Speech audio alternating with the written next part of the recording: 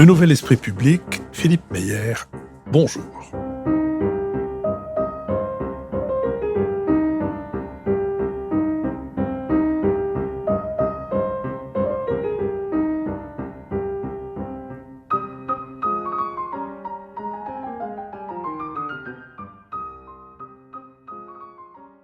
Bonjour, merci de nous avoir rejoints pour le 3e épisode de ma conversation avec Timothée Guillotin, éditeur, fondateur et responsable des éditions Novice, dont on a vu d'abord le parcours personnel, passer du théâtre, passer j'allais dire de la fuite du lycée, en tout cas de l'abandon du lycée au théâtre, du théâtre au journalisme, du journalisme à l'activité d'attaché de presse et de l'activité d'attaché de presse à l'activité d'éditeur. Et nous nous sommes quittés après avoir évoqué les effets de ce prix du roman non publié que vous avez créé avec les libraires d'une partie des centres culturels Leclerc, ceux de Normandie, pour à la fois attirer l'attention sur votre projet et en même temps tâter un peu, j'imagine, le terrain. Donc, à partir de ça, les éditions Novice commencent à avoir une certaine existence, parce que le milieu des libraires, par exemple, est un assez petit milieu, forcément. Il n'y a malheureusement pas beaucoup de librairies, on a tendance même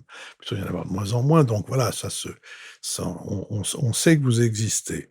Le prix du roman non publié, c'est aussi un coup publicitaire assez intelligemment conçu, et donc arrive vers vous des gens, on a évoqué à notre dernier entretien le nombre de gens qui aiment publier, qui voudraient publier en France, arrivent vers vous, quoi? Beaucoup de manuscrits, comment ça se passe? Le prix du roman non publié, c'est on a une déclinaison polar aussi, une deuxième catégorie. C'est en gros 500 manuscrits au moment de l'appel à manuscrits. 500 manuscrits. Qui dure à peu près 15 jours, l'appel à manuscrits. Ouais. 500 manuscrits, c'est beaucoup de temps. C'est pour ça qu'heureusement qu'on a les libraires des espaces culturels. Ce qui est intéressant, c'est que la qualité de ces manuscrits, maintenant, j'arrive après quelques années, à tirer la conclusion suivante. C'est une sorte de gaussienne. Il y a quelques trucs, 10-15%, qui sont pas très bons. Il y a 75-80% qui sont bien, mais scolaires. Et puis, le reste, 10%, qui sont bien et qui ont du potentiel. C'est pas parfait, mais ça a du potentiel. Et moi, que ce soit dans le cadre du prix du roman non publié ou ailleurs, la question que je me pose à chaque fois quand je reçois un manuscrit qui m'intéresse, c'est est-ce qu'il apporte quelque chose sur une table en librairie ? Est-ce qu'il y a un angle novateur ? Il y a une idée ? Il y a un concept ? Est-ce que c'est original ou singulier ? Une plume ? Attendez, je suis d'accord avec vous, mais il me semble que vous sautez une étape. J'ai été éditeur. J'ai eu un jour une idée de collection, j'en ai parlé à Antoine Gallimard, qui m'a dit « D'accord, viens, on fait ça ». Sauf que je m'étais complètement trompé sur une chose, qui est que avec mon idée de collection, j'avais des idées d'auteurs. J'ai démarché ces auteurs qui ont été d'accord et qui m'ont envoyé leurs manuscrits. Mais je savais que je tombais avec des gens qui savaient écrire. Sauf que à partir du moment où il y a eu, je ne sais même pas dans quelle publication professionnelle, une petite annonce qui a peut-être fait 2 lignes pour dire Gallimard crée une collection qui va s'appeler Pour en finir avec et qui a été confiée à Philippe Meyer, j'ai vu arriver un paquet de manuscrits tels que je dis moi je peux pas. J'étais pas éditeur de métier, j'avais croyé avoir créé une collection.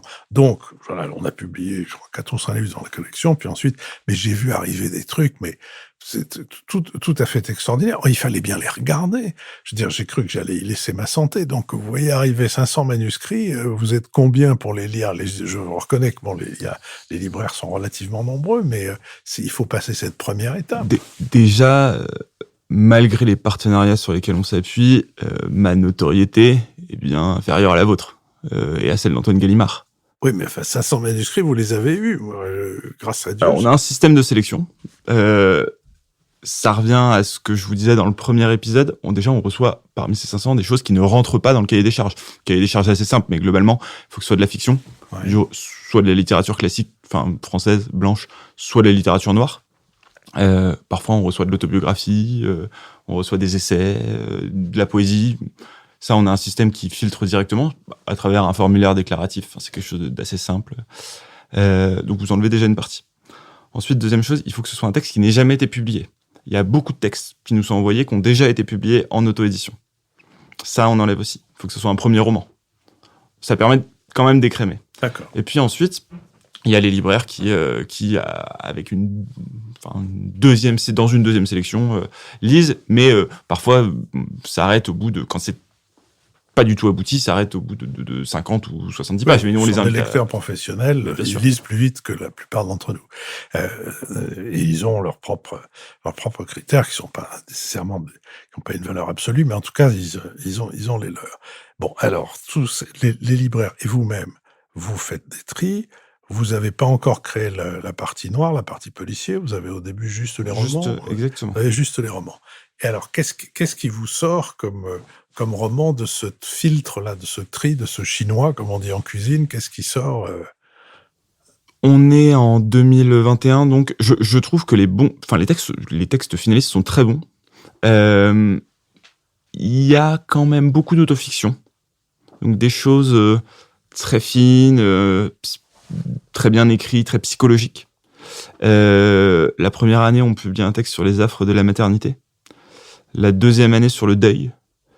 La troisième année, je briefe un peu les libraires en leur disant, essayons de trouver un texte quand même qui nous propose, pour changer un peu, une vraie épopée, une vraie histoire. On trouve un texte assez formidable qui s'appelle Rendez-vous chez Pacifei, qui mêle roman d'aventure, roman d'apprentissage, correspondance historique. C'est assez varié finalement, mais j'avais constaté au départ qu'il y avait cette tendance à l'autofiction, qui est pas inintéressante d'ailleurs, c'était des choses très bonnes. Globalement, ma grande fierté, c'est que ces textes d'abord refusés ont fait l'unanimité une fois qu'ils ont été publiés. Je le dis objectivement, on a eu des très bons retours médias, on a eu le livre de poche qui va publier un des textes, on a eu des très bons retours libraires, autres que les libraires des espaces culturels Leclerc. Enfin, vous voyez, on a globalement plutôt que des bons retours. Donc ça veut dire qu'un texte refusé, et c'était vraiment l'idée de départ que j'ai eue avec Céline Robert des espaces culturels Leclerc et Pascal Grégoire, c'était de dire un texte refusé n'est pas nécessairement un mauvais livre, c'est simplement que, en effet, beaucoup de gens écrivent, vous l'avez décrit dans le cadre de votre collection, faut en finir avec, on reçoit tellement de manuscrits, les comités de lecture saturent complètement, et il faut qu'on trouve de nouvelles méthodes. C'est très bien que les gens écrivent, on va pas leur dire de moins écrire. Vous parliez de Gallimard, ils avaient fait il y a quelques années un communiqué en disant après Covid, arrêtez de nous envoyer des manuscrits.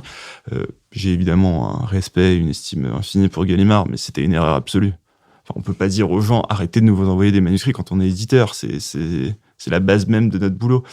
Et puis encore une fois, il faut pas les prendre de haut, ce sont nos premiers clients. Donc moi, j'encourage les gens à continuer à écrire, et surtout, j'encourage les éditeurs à trouver des systèmes pour pouvoir accueillir et bien lire et bien étudier le plus de manuscrits possible. Je sais que c'est difficile. J'ai pas grand-chose. Je reçois pas... Je pense que Gallimard reçoit 15 fois, 20 fois plus, même peut-être 100 fois plus de manuscrits que moi. J'ai pas du tout de leçons à leur donner. Mais en tout cas, je ne souhaite pas que le nombre de manuscrits écrits et envoyés baisse. C'est juste à nous de nous adapter là-dessus. Et puis, comme je vous le disais dans le deuxième épisode, je crois, aux auteurs de bien cibler. En revanche, c'est leur partie du travail. Je pense que Gallimard, en effet, ils reçoivent tous les manuscrits dans tous les genres écrits par tous les auteurs. Je pense qu'il y a ce travail je dirais, de présentation. Envoyer un manuscrit un peu propre avec une lettre d'intention, c'est quand même pas mal. Et 2, de sélection. Le système que vous avez mis au point, donc il s'agit, vous appelez ça les livres non publiés, mais en réalité, ça veut dire une deuxième chance. Ça veut dire la librairie de la deuxième chance, enfin les éditions de la deuxième chance, qui évidemment seraient sans doute pas très vendeurs si comme titre de maison, intitulé de maison d'édition, mais bon. Et à partir de ça, la complicité, l'association avec des libraires vous assure, dans le domaine de la fiction, la possibilité d'un trick qui semble efficace en appelant efficace un livre qui rencontre ses lecteurs, enfin un système qui... Est-ce que ça aurait pu marcher avec des essais? Mais en réalité, le système est pas le même, mais on travaille de la même manière avec les essais. Enfin, moi, ma seule chance de sortir un peu du lot en tant qu'éditeur indépendant, avec beaucoup moins de moyens que certains de mes confrères, c'est de publier des choses totalement singulières. Enfin, si je publie la Xème biographie du général de Gaulle, je risque d'être battu par Julian Jackson, Jean-Louis Barré, qui sont dans des grosses maisons. Et franchement, il faut qu'il y ait des maisons, évidemment, pour publier ça. En revanche, si j'aborde la question des frontières d'une manière un peu originale, en disant on va pas faire un livre de cartes et de géographie, mais on va faire un récit très incarné pour raconter comment est-ce que les frontières ont été fabriquées, tracées, avec des portraits des personnages clés, avec des histoires un peu amusantes. Là, j'ai la chance d'attirer l'intérêt des médias, des libraires, des lecteurs. Donc mon obsession, c'est de me dire, de toute façon, tu ne battras pas les grandes maisons sur la force de frappe commerciale, sur la notoriété, balayée par la créativité. Même si, et on pourra en discuter si on a le temps, je pense que nos premiers concurrents ne sont pas les autres maisons d'édition, mais les autres secteurs culturels. Je pense que le temps de cerveau consacré par chacun à la lecture, au divertissement, à l'entertainment, est mis en concurrence par Netflix, par Canal, par le cinéma, et qu'en réalité, c'est le même principe que deux restaurants qui ouvrent sur une même place. Enfin, ça crée juste un lieu de vie sympa et les gens vont avoir envie d'y aller. Plus les éditeurs seront forts, plus les libraires, plus toute la chaîne est forte, plus les gens iront en librairie, et c'est très bien. Ce que je dis juste, c'est que chacun ses valeurs ajoutées, moi, en tant qu'éditeur indépendant, il faut que je sois plus original, il faut que je m'appuie sur des textes un peu plus rares, un peu plus iconoclastes. Alors prenons l'exemple dont je racontais dans notre premier entretien, que c'était lui qui m'avait fait vous découvrir, l'exemple du livre de David Bavrez, Bienvenue en économie de guerre, que tout le monde a refusé. Comment ça se passe? Comment arrive-t-il chez vous et qu'est-ce que vous faites à partir de ça? Eh bien, c'est une histoire éditoriale que j'adore. C'est Pierre Comte, qui est un de mes associés, qui a été le patron de Editis, qui me dit, écoute, je connais une agence de communication qui travaille avec un auteur et il y a un projet intéressant, il faut que tu ailles les voir. On est fin décembre 2023. Je vais les voir. Il me parle de ce projet de David Bavrez, Bienvenue en économie de guerre. En 2023, on parle pas du tout d'économie de guerre. Je regarde. On se revoit pour la galette des rois tout début janvier. L'agence s'appelle Les Rois Mages, donc c'est amusant. Chez David Bavrez. Et il me dit deux choses. Un, c'est le sujet de demain. Il est convaincu. Et vous le connaissez, il est persuasif. Et deuxièmement, il me dit, en revanche, il faut que ça sorte dans 5 mois. Et je lui dis, mais pourquoi? Il me dit, parce que le timing va jouer avec nous, il faut que ça sorte dans 5 mois. Donc on est au mois de janvier, je bouscule tout mon calendrier éditorial et surtout de diffusion et de distribution, parce que c'est ça qui est compliqué, hein. On travaille très en amont, et je place le livre début mai. On travaille ensemble avec son équipe, ça se passe super bien. On sort le livre début mai, la semaine où Xi Jinping est à Paris. Coup de chance. David fait tous les plateaux, et le livre part à une vitesse folle à ce moment-là. Et depuis 1 an, le terme d'économie de guerre est devenu absolument central. On a eu la chance d'avoir la promotion de tous les acteurs de géopolitique français, y compris le président de la République qui parle maintenant d'économie de guerre. Et le livre a été un très beau succès. Ça, c'est la force, selon moi, d'un éditeur indépendant. Je crois que publier ce livre-là en quelques mois est quelque chose qui nécessite une forme d'agilité que seuls les indépendants peuvent avoir. Encore une fois, je connais pas suffisamment toutes les grandes maisons, peut-être qu'ils auraient su le faire. Mais en tout cas, lui a eu des difficultés à trouver, en effet, à ce moment-là.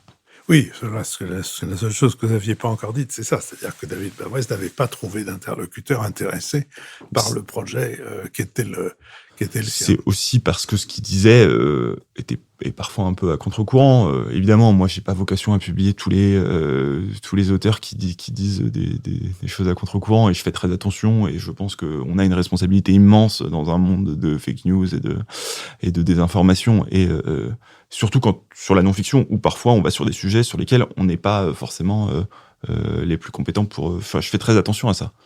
Quand on publie sur les frontières, quand on publie sur l'économie de guerre, je fais très attention. Mais oui, il avait eu des difficultés à trouver, et tant mieux pour nous, parce que je suis très heureux très fier d'avoir publié son livre. Éditer, c'est une chose. Avoir des manuscrits, pouvoir les trier, etc. Mais un livre n'existe que s'il est distribué, et les distributeurs, d'abord, sont en une grande part entre les mains des grands éditeurs, Le Seuil, Gallimard, et doivent être convaincus de mettre leur force de frappe, et notamment leurs représentants, à votre disposition. Comment ça s'est passé pour vous ? C'est une banalité de le dire, mais c'est évidemment la distribution qui, dans l'édition, comme dans beaucoup de secteurs, est le nerf de la guerre. Je m'en étais pas aperçu au départ. Donc j'ai mis du temps. On a travaillé avec une première équipe, un diffuseur-distributeur indépendant, qui a eu la gentillesse, et je leur suis reconnaissant pour ça, de nous accueillir quand globalement on n'intéressait pas grand monde. On a travaillé 1 an et demi avec cette première équipe. Puis on a eu une deuxième équipe, aussi indépendante. Là encore, ils nous ont permis de nous développer et d'avancer. Donc respectivement Dodin, Pollen. Et là on travaille avec une troisième équipe, qui est pas très loin d'ici, qui s'appelle Géodif, et qui est attachée au groupe Erol. Donc c'est la troisième équipe en 5 ans. À chaque fois, ça nous permet de passer un cap. Mais en effet, c'est difficile de convaincre. On a pu convaincre Géodif de travailler avec nous et de nous aider à poursuivre et à développer l'aventure, parce qu'on avait déjà un catalogue qui commençait à être installé, un petit peu reconnu, avec quelques livres qui avaient bien fonctionné. Mais en effet, c'est un des sujets clés et difficiles, d'abord de trouver un distributeur, et puis de réussir à travailler avec eux correctement, enfin à les engager les représ, en étant à l'écoute, puisqu'on aurait naturellement et spontanément envie qu'il y ait le plus de livres possible en librairie, mais c'est pas toujours la bonne stratégie. Donc il y a une relation avec les représ, le directeur des ventes ou le directeur commercial qui est très importante, avec qui on discute des stratégies à chaque fois. C'est sans doute un des sujets les plus importants, et c'était un des sujets où j'étais le moins bon au départ. Donc il a fallu apprendre par compagnonnage au fur et à mesure. Les libraires, vous avez associé des libraires à votre prix du roman non publié, mais c'était des libraires particuliers, ceux des centres culturels Leclerc, et d'une région particulière, ceux de Normandie. On ne vit pas sur les libraires du centre Leclerc de Normandie, donc comment avez-vous pu atteindre, et quelle image pensez-vous avoir donnée aux libraires de votre maison des éditions Novice ? C'est compliqué, les libraires, puisque en effet il y a les libraires de maisons de la presse à la campagne, et puis il y a les centrales d'achat de la Fnac. Enfin, finalement, ce sont tous des points de vente finalement pour nous, donc c'est compliqué de toucher tout le monde. Heureusement, on a une équipe commerciale. Après, je pense que c'est un de nos grands axes de progression, et je prends ma part. J'ai pas encore assez été à leur rencontre, notamment en région. On s'appuie sur eux pour faire des lancements, des rencontres, des signatures. On a des auteurs qui font des tournées formidables. C'est aussi la chance qu'on a quand on est éditeur indépendant, c'est que nous, on sort 10 livres par an. Donc chaque livre, comme je vous le disais, est absolument clé. Donc chaque auteur, au départ, on s'aligne, on discute, et je lui dis « Ok, on fait ton livre, mais on va avoir besoin de toi. On va avoir besoin que tu sois prêt à passer tes samedis, tes dimanches en librairie, sur des salons. On a besoin de ça pour faire exister nous. » Franchement, ça vaut la peine. Encore, moi j'ai connu l'époque où ça valait la peine, mais j'ai l'impression que c'est complètement fini, que ça n'intéresse plus personne d'aller... Sauf si vous êtes déjà... Enfin, j'ai l'impression, vous allez me dire si j'ai raison ou tort, mais j'ai l'impression que ne viennent pour les séances de signature dans les librairies que les gens qui connaissent déjà. C'est-à-dire que si vous invitez dans une librairie un type qui passe à la télévision, vous aurez du monde, sinon tout le monde s'en fout, non? Alors, je me permettrai pas de vous dire que vous avez tort. Mais si, pourquoi pas? Si j'ai tort, si c'est ce que vous pensez. Non, parce que c'est une question de Vous voulez dire qu'à cause de d'opinion. mon grand âge, vous ne voulez pas? Non, pas du tout. Non, ce que je crois, c'est que dans un secteur dont la dynamique n'est pas ultra favorable, si vous voulez réussir dans un secteur porteur, c'est pas si compliqué. Il suffit de se lancer, d'être un peu bon, voire même moyen. Et puis parfois, vous avez des gens qui finissent avec des super boîtes dans des secteurs parce qu'ils ont été portés par le secteur. Nous, honnêtement, c'est pas le cas. Il faut être très fort et surtout, il faut rien négliger. Pour réussir dans l'édition, aujourd'hui, il faut être bon. Et ceux qui ont réussi, qui ont bâti des belles maisons, je pourrais les citer, pour ceux que j'ai la chance de connaître, c'est des mecs ou des femmes très très forts. C'est-à-dire que on peut pas se permettre de négliger quelque chose, et surtout pas les libraires. Donc je pense qu'aller à leur rencontre, et encore une fois, je le fais pas assez, c'est convaincre un ambassadeur pour son livre, le laisser après continuer à défendre son livre au sein de sa librairie. C'est aussi toucher les médias locaux. À chaque fois, nous, qu'on essaye d'aller en librairie quelque part, on appelle le France Bleu, le France 3, la PQR, et puis ça permet de faire un peu de médias sur place. Ça permet de communiquer. Donc je pense que, de toute façon, on ne peut pas se permettre de pas bien travailler. Enfin, si vous voulez, comme je vous disais, on est sur un secteur qui reste difficile. Faire exister, faire fonctionner un livre, ne serait-ce que pour que quelques milliers de lecteurs l'achètent et le lisent, c'est difficile. On peut pas se permettre de négliger la librairie, tout comme le social media, tout comme les relations presse, tout comme l'événementiel. Enfin, moi, je pense qu'il faut tout faire et qu'il faut un engagement total de notre part et de la part de nos auteurs. D'accord, mais si vous êtes les meilleurs dans comment dire, la mobilité par la machine à vapeur, ça, c'est pas nécessairement porteur de beaucoup de résultats. C'est pourquoi j'ai l'impression que le système qui consistait à inviter les lecteurs ou les lecteurs et acheteurs potentiels à venir dans une librairie rencontrer un auteur, ou même aller aux foires du livre. Il me semble que comme j'ai commencé à publier assez jeune, il y a 50 ans pour être franc, ça a complètement changé, me semble. Ce qui me conduit plutôt à vous demander, mais les réseaux sociaux tiennent quelle place dans vos stratégies de communication et de mise en valeur de votre travail? C'est pareil. Je pense qu'on ne peut faire l'impasse sur aucun sujet de promotion. Donc, quand on fait des rencontres, des signatures, il se passe des choses, c'est dynamique, il y a quelque chose autour du livre. Quand on est sur les réseaux sociaux, évidemment, c'est absolument clé. On a la chance d'avoir des outils maintenant ultra performants qui permettent de granulariser, de cibler hyper précisément son lecteur potentiel selon ses goûts, selon son profil, etc. Donc évidemment, on travaille à la fois avec un social media manager et avec un chargé de marketing digital qui assure des campagnes sur les plateformes de vente en ligne. C'est l'avantage des réseaux sociaux, c'est que c'est un sujet où avec des petits budgets, vous pouvez trouver et toucher beaucoup de monde. C'est-à-dire qu'il y a pas, c'est pas l'affichage dans le métro qui coûte très vite très cher, que ce soit en créa ou même juste en achat d'espace. Sur les réseaux sociaux, avec c'est pas rien, mais avec 10 € par jour pour un livre, vous pouvez déjà commencer à bien travailler et à toucher du monde et à voir. Puis on peut assez vite mesurer la rentabilité. Enfin, c'est peut-être ça devient un petit peu technique, mais ça permet de se rendre compte assez vite des résultats des campagnes et donc de couper les campagnes qui fonctionnent pas et de monter les curseurs sur celles qui fonctionnent.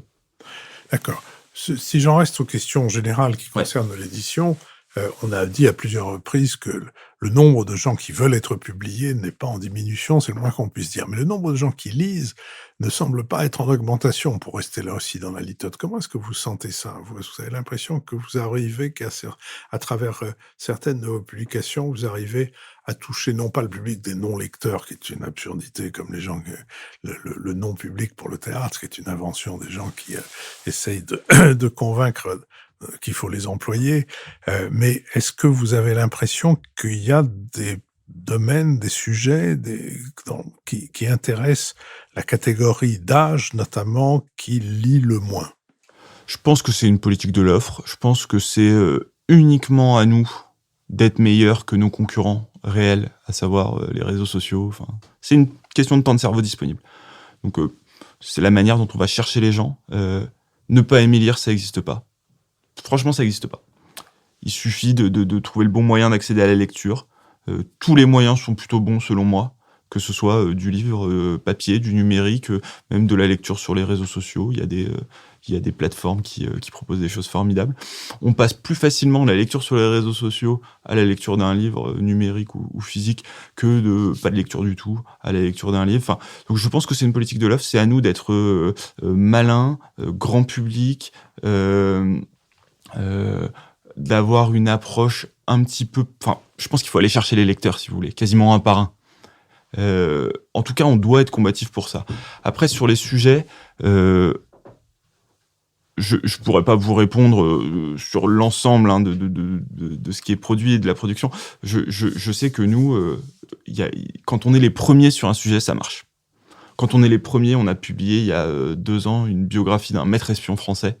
Il n'y avait jamais eu de biographie de lui, Philippe Rondeau. Une carrière formidable, des histoires complètement dingues. On a été les premiers à publier cette biographie. Bah, ça a bien marché. On a eu le droit à une super couverture médiatique, un intérêt des libraires, des salons, des conférences. Donc, encore une fois, je me dis à chaque fois, qu'est-ce que tu apportes avec ce livre, réellement, et est-ce qu'il est un petit peu impérissable? Est-ce que tu vas pouvoir le défendre parce que c'est un des avantages qu'on a, petite production, on peut vraiment porter et se bagarrer pendant des mois et des mois et des mois, voire des années, pour certains bouquins. Alors, avant de nous quitter, faisons le point. Combien y a-t-il de gens qui travaillent aux éditions Novice? Alors, on est 6 associés. Je suis le seul à être réellement opérationnel. Certains sont plus ou moins impliqués.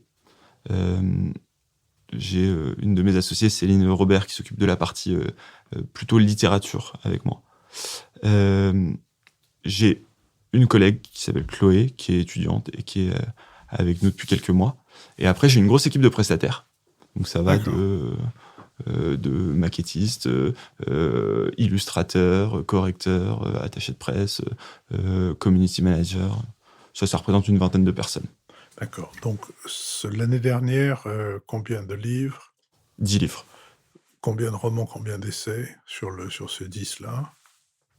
L'année dernière, en 2024, on doit être à 4 romans, 6 essais. D'accord. Donc, vous faites en fait de plus en plus d'essais? C'est vraiment au gré des opportunités, des coups de cœur. Là-dessus... Si je reformule, vous êtes de plus en plus ouvert aux essais, plutôt que de dire que vous oui, tout à fait. Mais comme je vous disais au départ, notre premier livre était déjà un essai sur les méthodes d'écriture. On a publié beaucoup sur l'histoire littéraire, sur des livres de culture générale. La science-fiction? Je suis pas assez lecteur pour connaître ce genre et pour pouvoir être un bon éditeur. Il faut connaître quand même un petit peu ses limites. Quand je fais un livre sur l'histoire des personnages de romans emblématiques de la littérature française, je connais un petit peu le sujet. Je connais un petit peu l'écosystème. La science-fiction, je sais qu'il y a beaucoup de lecteurs. Malheureusement, moi-même, j'ai pas assez de références, de culture sur ce... Mais d'un autre côté, j'adore partir d'une page blanche et faire quelque chose de nouveau. Là, au mois de juin, on se parle mi-mai, dans 15 jours, on publie notre première traduction. Un livre qui a été publié en anglais, dont on publie la version française. Un essai. Je pensais pas en faire. Je savais pas en faire. Le bouquin était tellement formidable que je me suis dit, il faut absolument le publier. C'est un essai sur quoi? C'est un essai qui paraît un peu technique, mais c'est sur le commerce de matières premières. Mais c'est écrit par 2 journalistes de Bloomberg à l'américaine. Ça fait vraiment thriller financier. Et puis c'est une histoire géopolitique souterraine depuis 50 ans. C'est un sujet absolument passionnant. C'est un ami, Thibaut, qui m'a un jour envoyé le livre en me disant il est ingénieur dans l'énergie, il me dit il faut que tu lises ça, c'est génial. Un deuxième ami me le recommande quelques semaines plus tard. Je lis, je trouve ça génial et je dis ok, comment on fait pour publier ce livre dans un délai assez court? Parce qu'il faut absolument qu'une version française sorte. Il y avait eu une version en Espagne, en Allemagne, mais pas en France. Donc là, c'est amusant, on part de zéro. J'ai contacté les auteurs sur LinkedIn, ils m'ont mis en relation avec leur agent. J'ai appelé mon avocat, on a discuté avec l'agent, on a récupéré les droits. Après, j'ai cherché une traductrice, un traducteur, et en l'occurrence, c'est une traductrice. On a travaillé ensemble, j'ai contacté les auteurs, j'ai vu avec le diffuseur ce qu'on pouvait en faire. Et c'était tout un truc qu'on a construit comme ça, ce qui était... c'est pas facile, mais c'est hyper enthousiasmant de faire quelque chose de nouveau, quoi. Moi, j'adore ce type de situation. Ce sera sans doute pas parfait, mais au moins on l'aura fait. On a cet outil-là et cette compétence-là maintenant. Donc, au fond, vous n'excluez aucun genre littéraire, même ceux dans lesquels vous êtes moins à l'aise parce que vous n'en êtes pas le lecteur. Je serai pas le leader d'un projet de science-fiction. En revanche, si un éditeur indépendant m'amène un super projet, qu'il est convaincu que j'arrive à emmener toute mon équipe avec moi, il viendra et il le fera chez nous avec plaisir. C'est ça. Je crois que de toute façon, un éditeur indépendant, c'est quand même plus facile d'être généraliste. Ça nous permet d'être, comme je vous disais avec David Bavrez et Bienvenue en économie de guerre, d'être un peu opportuniste et d'aller vite sur des sujets, d'être agile. Alors, avant de nous quitter tout à fait, vous êtes venu avec 2 livres publiés par vous, L'incroyable destin des héros de roman et Tracer des frontières. Tracer des frontières, vous avez déjà dit un mot tout à l'heure dans un précédent épisode de ce qu'il y avait dans ce livre. L'incroyable destin des héros de roman, de quoi s'agit-il ? Alors c'est un livre formidable de Christophe Hardy, qui est le patron de la SGDL, Société des gens de lettres. Et on a commencé par faire un grand sondage avec BVA, l'Institut de sondage, en leur disant « Trouvez-nous les 10 personnages les plus emblématiques de la littérature française ». Ils nous ont sorti une liste. Et j'ai demandé à Christophe de raconter tout ce qu'on ne savait pas sur eux. Donc il est allé voir d'où ils viennent, qui ils sont, comment ils ont été inventés, comment ils sont devenus emblématiques, tous les secrets de ces personnages de romans. Donc là, c'est le premier tome, il y en a 5. D'Artagnan, Madame Bovary, Julien Sorel, Capitaine Nemo. Et Cosette. Et début 2026, on sortira le 2e tome. Et en fait, c'est une façon d'aborder les classiques de manière assez facile et assez grand public. Je voulais, avec ce livre, donner envie à ceux qui n'avaient pas lu les classiques de les lire, en découvrant des personnages absolument magistraux, et à ceux qui avaient lu les classiques et aimé ces personnages, de découvrir des choses sur eux. C'était le double défi que j'ai lancé à Christophe Hardy, qui l'a brillamment relevé. Vous me direz quand vous l'aurez lu. Je vous le dirai, je m'amuse du fait qu'il y a eu aussi quelque chose dans un genre tout à fait différent, mais qui sont les bolosses des belles lettres, qui s'étaient mis à traduire dans le langage des Tessy ou des cités, et Madame Bovary, etc. Et c'est génial. Tous les grands, et qui ont enthousiasmé Jean Rochefort, au point que Jean avait enregistré avec eux la lecture de ces... Donc, finalement, il y a dans le classique des ressources qu'on redécouvre de période en période. Timothée Guillotin, une dernière question, mais je suppose que tout le monde vous l'a déjà posée et que vous vous y attendiez. Vous avez un rapport avec le docteur ? Eh bien, je ne crois pas. Je ne crois pas. Bien que le maniement de la guillotine soit quelquefois quelque chose de très utile dans l'édition quand on veut en finir avec... Ce que je sais, vous le savez sans doute, mais c'est que c'était plutôt une initiative qui, au départ, allait humaniste. Dans le sens de... Exactement. Humaniste, absolument. C'était pour mettre en place un supplice qui soit moins désagréable que les supplices utilisés à cette époque. Mais l'idée de couper, trancher, etc. sont des verbes qui sont beaucoup utilisés dans l'édition et dans donc... Pour ma part, je vais continuer à couper plutôt dans les textes qu'ailleurs. Nous vous y encourageons. Merci du temps que vous avez passé avec nous. Et puis, bonne chance à ce prochain livre, que vous publiez, c'est-à-dire à cette saga des matières premières. Pour avoir réalisé ici une émission avec l'un des spécialistes, Chalmin, je sais que le sujet est absolument passionnant et donne une façon, c'est une espèce de fenêtre sur le monde et la manière dont il marche qui est inattendue, mais très intéressante et très concrète. Je ne m'y attendais pas et c'est un bouquin absolument formidable. Bonne chance. Merci beaucoup. Merci.